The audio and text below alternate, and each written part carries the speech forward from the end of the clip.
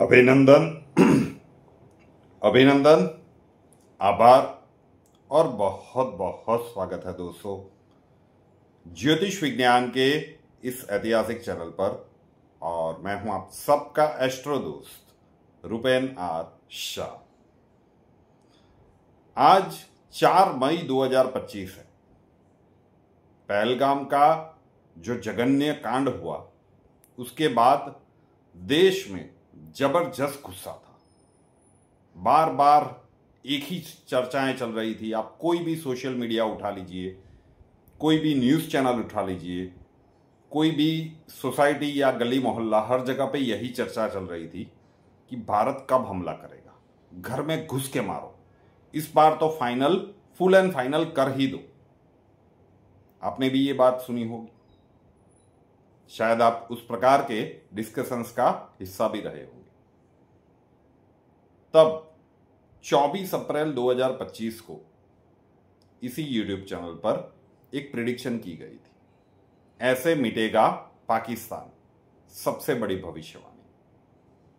कई जो नियमित दर्शक थे उनके भी कमेंट्स पढ़ने को मिले थे कि सर ये क्या गोल गोल बता रहे हो, ऐसा थोड़ी ना हो सकता है, ऐसा इतना जघन्य कांड किया है, हमारे निर्दोष नागरिकों को मारा है, तो फुल एंड फाइनल घुस जाओ सेना लेकर। पाकिस्तान कहां पे ठहरता है?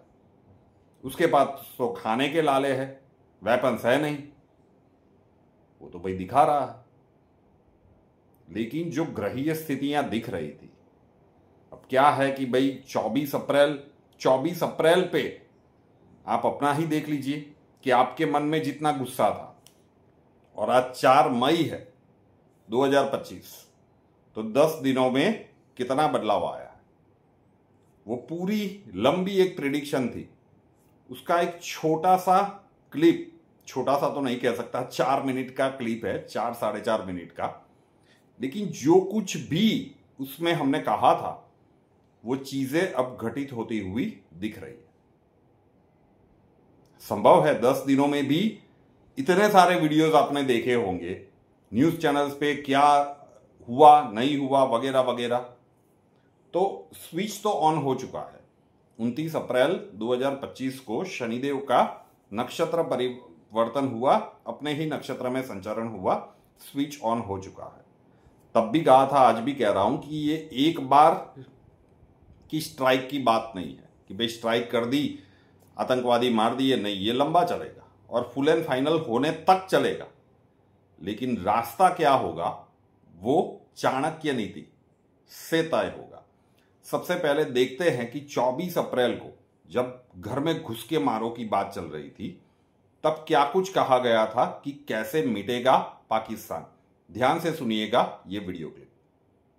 की जो सिंह लग्न की कुंडली बन रही है, जितना हमारा थोड़ा सा अनुभव है, लेकिन ये क्लियर दिख रहा है किस प्रकार का कोई बड़ा खिलाड़ी वो चीन ही हो सकता है। भारत बदला लेगा, उसमें कोई संशय नहीं है, पाकिस्तान वालों को भी संशय नहीं है। इससे पहले भी जब उरी हुआ था, बालाकोट, पुलवामा हुआ था, तो वो स्ट्राइक की गई। इस बार स्ट्राइक से बात नहीं बनेगी। ये दिख रहा है कि ये पाकिस्तान का टूटना तय है, ये निर्धारित हो गया। लेकिन ये प्रोसेस कैसी होगी? 3 या 4 महीनों के बाद भारत के जन्मांक में मंगल की महादशा शुरू होने के लिए जा रही है। तो ये मंगल दंगल करवाएगा, ये बात तय है। लेकिन ये दंगल किस प्रकार का होगा वो निर्धारित कौन करे? वो नरेंद्र मोदी जी अपनी कूटनीति के ऊपर से निर्धारित करेंगे, या फिर देश के लोगों की भावनाओं को के बोझ के तले उनको कुछ डिसीजंस लेने पड़े? कई लोग कहेंगे कि ऐसा तो होता तो ये कर देते, वो कर देते। समय का कालखंड ऐसा आ रहा है। आज 24 अप्रैल 2025 को ये वीडियो शूट हो रहा है, आपको दोपहर तक मिल जाए, बिल्कुल दूर नहीं है। और ये प्रोसेस लंबा चलेगा। अगर नरेंद्र मोदी जी अपने आप से निर्णय लेते हैं, कई प्रश्न ये भी आ रहे हैं योगी जी के जैसे करना चाहिए, नहीं दिख रहा ऐसा अभी एट प्रेजेंट। जो उस समय की कुंडली बन रही है और जिस प्रकार की भारत की मंगल की महादशा लंबी चलने वाली है, और उसमें जो महत्वपूर्ण कार्य करने हैं, जब योगी स्टाइल की जरूरत होगी, योगी आदित्यनाथ जी की नीतियों की जरूरत होगी, तब उनके ही हाथ में शासन होगा। लेकिन हमारा अनुभव तो कह रहा है कि अभी तो नरेंद्र मोदी जी की कूटनीति की ही जरूरत है देश को, क्योंकि पाकिस्तान को मिटाने के लिए भारत बड़ी कीमत चुकाए, वो भारत का दुर्भाग्य होगा। पाकिस्तान का मिटना तय है, लेकिन भारत कितनी कीमत चुकाएगा इसकी? आज की तारीख में अभी घुस के, घर में घुस के मारो। इजराइल ने किया, कंप्लीट हुआ। अरे इजराइल तो छोड़िए, इतना सा यूक्रेन था, रशिया गया, हर किसी को लगता था बस 2-3 दिन, एक आध सप्ताह यूक्रेन खत्म हुआ। इसके पीछे भी चीन है, पाकिस्तान के पीछे। तो ये अगर डायरेक्ट वॉर में भारत सम्मिलित हुआ तो ये लंबा चलेगा और भारत को भी, विजेता भारत ही बनेगा, लेकिन भारत इसकी बड़ी कीमत चुकाएगा अगर डायरेक्टली वॉर में सम्मिलित होता है। ये मैं क्यों कह रहा हूं? क्योंकि मंगल की महादशा शुरू होने वाली है। वॉर तो मतलब स्ट्राइक तो फिर भी चलती रहे। एक की एक बात मैं रिपीट कर रहा हूं, एक एक शब्द को ध्यान से सुनिएगा कि पाकिस्तान का मिटना तय है, लेकिन रास्ता नरेंद्र मोदी जी अपनी कूटनीति से, कल रात को जो निर्णय आया है, ये नरेंद्र मोदी जी की कूटनीति है कि भूखे मारो, प्यासे मारो। ये रशिया और इजराइल वाली भूल नरेंद्र मोदी जी कभी नहीं दोहराए, पूरी तरह से बर्बाद करेंगे। अगर नरेंद्र मोदी जी अपनी कूटनीति के स्टाइल में जाते हैं, बलूचिस्तान से भी हमले होंगे, अफगानिस्तान से भी हमले होंगे, भारत भी स्ट्राइक करता रहेगा, चारों तरफ से पाकिस्तान गिरेगा, और फिर जब पूरी तरह से मरने पर आ जाए तब एक फाइनल स्ट्राइक होगी और पाकिस्तान के टुकड़े होंगे।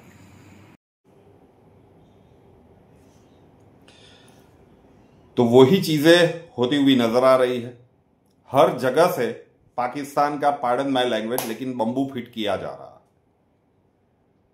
पानी रोक दिया, फिर पानी छोड़ दिया, कहीं पे प्यासे मारे, कहीं पे बाढ़ आ गई, सोशल मीडिया वाली स्ट्राइक हो गई। आर्थिक रूप से पाकिस्तान को पूरी तरह से बर्बाद करने में नरेंद्र मोदी जी लगे हुए हैं। तो वैसे भी जो इतनी बड़ी आर्थिक कंगाली में खड़ा है, उसे जब इस प्रकार के डोज दिए जाए तो फिर कैसे ठहरेगा और कैसे लड़ेगा? जब फाइनल हमला होगा तब वो लड़ने की हालत में नहीं रहेगा। तो ये कहीं ना कहीं शुरू हो चुका है। बलूचिस्तान वाले घटनाक्रम भी आए थे कि बलूचिस्तान ने पूरी सेना को बॉर्डर के ऊपर ला दिया। यहाँ पे जितनी भी प्रैक्टिसेस चल रही थी, चाहे वो नेवी की हो, चाहे वो हमारे एयरफोर्स की हो, जो डिप्लॉयमेंट है, सीज फायर लगातार तोड़े जा रहे हैं।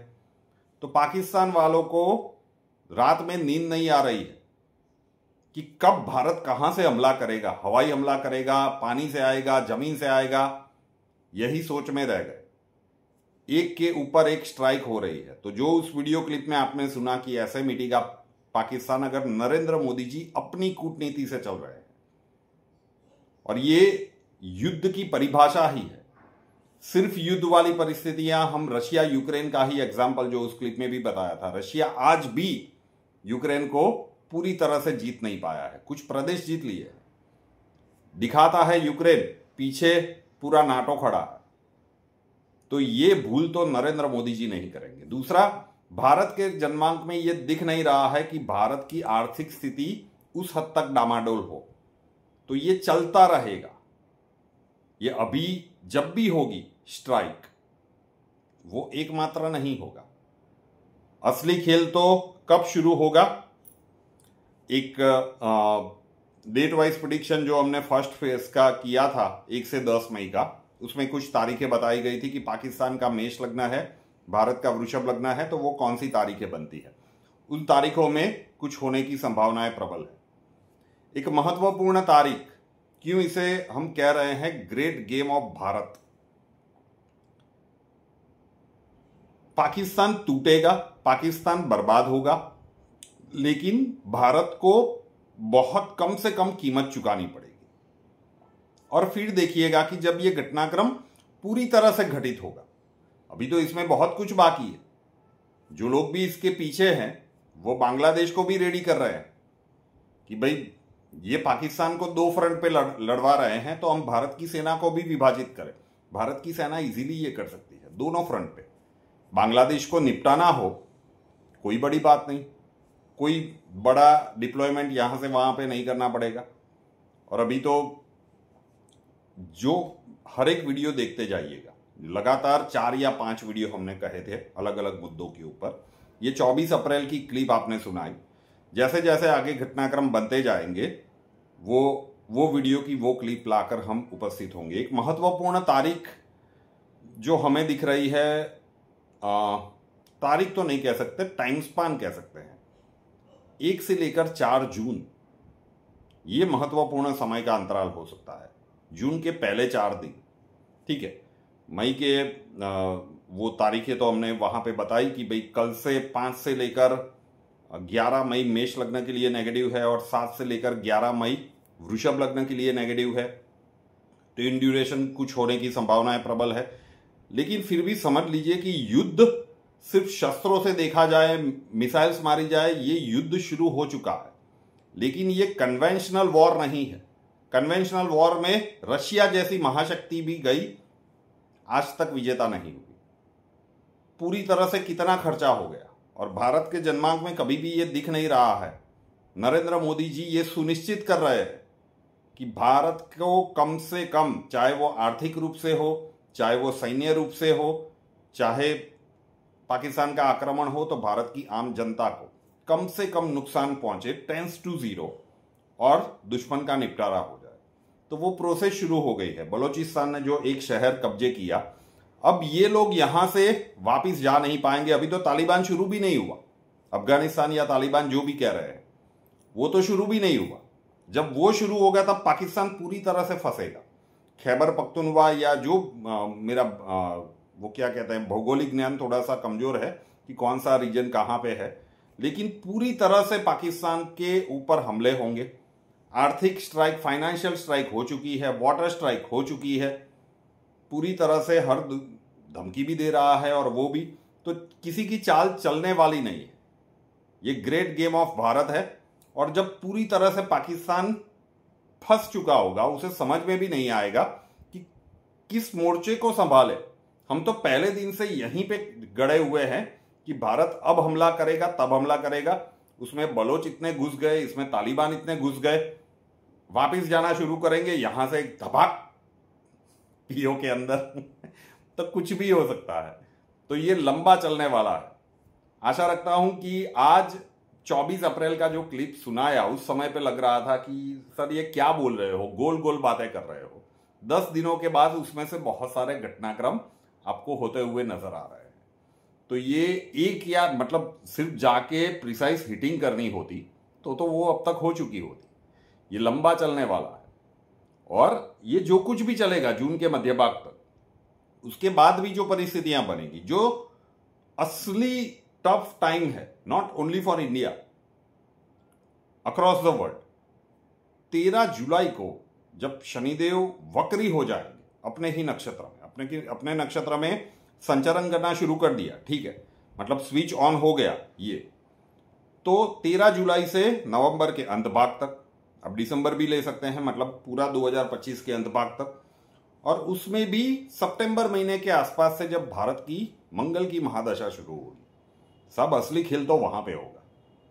और जो भी देश उस समय पे पाकिस्तान के डायरेक्टली या इनडायरेक्टली सपोर्ट में आया, भारत उसे निपटाता जाएगा। नरेंद्र मोदी जी के जन्मांक में मंगल की महादशा चल रही है, भारत के जन्मांक में भी जब शुरू होगा, शनिदेव का अपने ही नक्षत्र में वक्री होना, ये क्रिटिकल चीजें दिखा रही है। भारत में आंतरिक स्थितियां बिगाड़ने का षड्यंत्र, वो भी निपटाया जाएगा। इसीलिए एक वीडियो रखा था जिसका टाइटल रखा था आत्मरक्षा के लिए तैयार रहिए। इसलिए कहा था कि भाई भीड़ भाड़ वाली जगह और टूरिंग वगैरह अब इस बार छोड़ ही दो तो ज़्यादा अच्छा है। क्या पता कहाँ पे क्या हो जाए। पहलगाम तो हम देख ही चुके हैं। तो धीरे धीरे समझ में आएगा कि ये हर एक वीडियो में इतना लंबा लेक्चर क्यों दिया जा रहा है। तो देखते जाइए कि घटनाक्रम क्या बनेगा। युद्ध ये नहीं है कि सीधे टैंक लेकर घुस गए, सीधे मिसाइल लेकर घुस गए। ये पाकिस्तान को पूरी तरह से नेस्तो नाबूद करने का कार्यक्रम शुरू हो चुका है। स्ट्राइक भी जल्दी होगी, लेकिन ये सिर्फ एक शुरुआत होगी। जब तक पाकिस्तान उसका पूरा हिसाब नहीं होगा तब तक ये घटनाक्रम रुकने वाला नहीं है। और जितने भी देश, चाहे वो बांग्लादेश हो, चाहे वो तुर्की हो, चाहे वो चीन हो, निपटाए जाएंगे। जो भी बीच में पड़ा वो निपटाया जाएगा। निपटाया जाएगा मतलब मिलिट्रीली ही निपटाया जाएगा, जरूरी नहीं है। जहां पे सैन्य ताकत की जरूरत होगी भारत उसका भी प्रयोग करेगा। जहां पे कूटनीतिक या दूसरे रास्तों की जरूरत होगी तो वो हिसाब उस तरह से चुकता किया जाएगा। तो बहुत बड़े घटनाक्रम बनने का समय चल रहा है। इसीलिए हम कह रहे थे कि 29 मार्च 2025 के बाद विश्व में जो भी घटनाक्रम बनेंगे, दूसरी षटग्रह युद्धि, पहली कोविड देख चुके, 26 दिसंबर 2019, दूसरी बनी है। बहुत कुछ बदल रहा है तेजी से। तो देखते जाइए कि घटनाक्रम किस प्रकार से बनते हैं। तो ग्रेट गेम ऑफ भारत शुरू हो चुका है। विश्व पहली बार एक ऐसी युद्ध नीति देख रही है कि जिसमें अभी तक एक भी हमला नहीं हुआ और दुश्मन देश नो डाउट पायमाली की कगार पर तो था, लेकिन पूरी तरह से बर्बाद हो रहा है, डर के मारे मर रहा। तो देखिए कि घटनाक्रम किस प्रकार से आकार लेते हैं। इसे ही कहते हैं चाणक्य नीति या फिर ग्रेट गेम ऑफ भारत। अब मुद्दे की बात, हर वीडियो में बताऊंगा कि ब्रह्मांड में ये ग्रहीय परिस्थितियां बनी, बदलाव देखने को मिल रहे हैं। 14 मई 2025 से देवगुरु बृहस्पति 8 वर्षों के लिए अतिचारी होंगे। जीवकारक तत्व है। 8 वर्षों के लिए अतिचारी होना मतलब बहुत क्लियर प्रोबेबिलिटी है कि 26 से 28 के बीच में एक बहुत बड़ा पैंडेमिक आने की संभावना है। और इस बार जो घटनाक्रम बनेंगे उसमें कैजुअलिटी का नंबर बहुत बड़ा होगा। तो बाह्य ब्रह्मांडीय अवस्थाओं को हम चेंज नहीं कर पाएंगे। दिसंबर 2024 से हम मैनुअल सेमिनार कर रहे थे और अभी ऑनलाइन कई लोग सीख रहे हैं, विश्व के कोने कोने से सीख रहे हैं और ब्रह्मांडीय ऊर्जा का अनुभव हो रहा है। वो ब्रह्मांडीय ऊर्जा जब आपके शरीर में जाएगी, जब अनुभव होगा तो एक दिव्य अनुभव होगा कि ये गजब है, टेक्नोलॉजी के जमाने में ये भी होता है। और जब वो ऊर्जा स्वतः जाएगी, अब सोचिए कि आपके शरीर के प्रमुख 7 चक्र है, जब ऊर्जा सुचारू रूप से जाने लगे और कुछ विशिष्ट मुद्राएं सिखाई जाएगी तो चक्रों की जो क्लींजिंग होगी, ठीक है, जो भी ब्लॉकेजेस हैं वो हटेंगे। और ज्योतिष शास्त्र में ये भी कहा गया है कि हमारे 9 के 9 प्रमुख ग्रह इन 7 प्रमुख चक्रों के साथ सम्मिलित है। ये पूरे शरीर में घूमती है। बहुत सारे लोगों के अनुभव में आप देखेंगे कि पैरों के अंगूठे में भी उस ऊर्जा का अनुभव हुआ है। तो अगर वो सीखना चाहते हैं, पहले जो लोग सीख चुके हैं उनके कुछ अनुभव देखिए।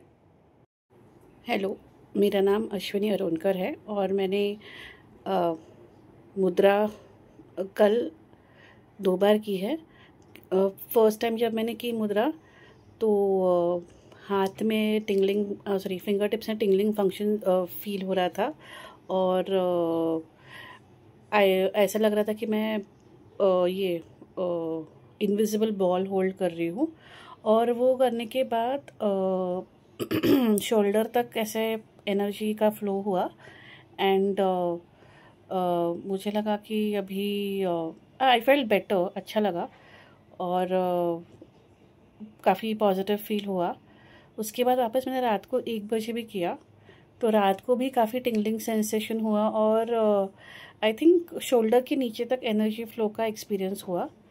After that I was feeling positive and but see I am also not keeping well, तो थोड़ा लेट नींद ठीक से नहीं आई। बट आज सुबह भी जब मैं उठी थी तो हाथ को टिंगलिंग का सेंसेशन था। तो ये मेरा एक्सपीरियंस रहा है। गुरुजी प्रणाम। आपकी मुद्राओं का वीडियो मिला और आपके ग्रुप में बहुत पहले से ज्वाइन किए हुए हैं और आपसे जुड़ना चाहते थे। बहुत अच्छा लगा और हमने मुद्राएं ट्राई की। स्टार्टिंग में लगा कि कुछ नहीं होगा, लेकिन जैसे जैसे मुद्राएं 3-4 बार किया, उसको रिपीट किया, तो हाथों के अंदर एक एनर्जी सी फील हुई और चूटियाँ सी काटने लगी और बैटरी थोड़ी लगी कि चार्ज हो रही है। आपका धन्यवाद।